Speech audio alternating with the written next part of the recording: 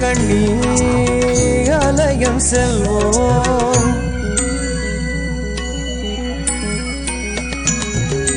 அங்கையர் கண்ணி ஆலயம் செல்வோம். ஆலவாயழகனுடன் அன்னை மீனாட்சி தரிசனம் காண்போம்.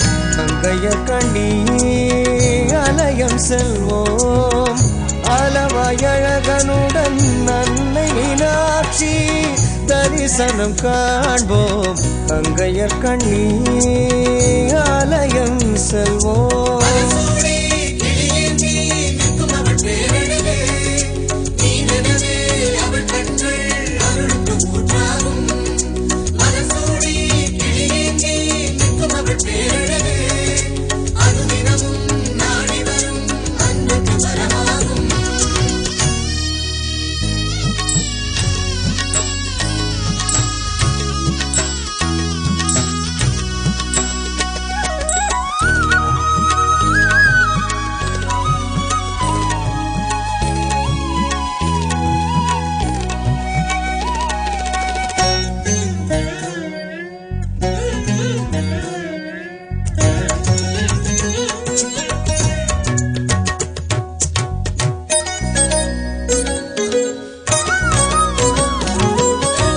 சக்தி மண்டபத்தில் அஷ்டலட்சுமிகள் தொழுது 6 வரிசை தூண்களுடன் மீனாட்சி மண்டபம் கண்டு.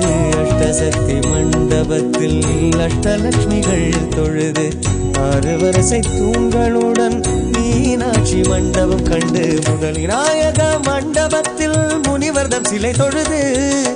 முதலிநாயக மண்டபத்தில் முனிவர்தம் சிலை தொழுது.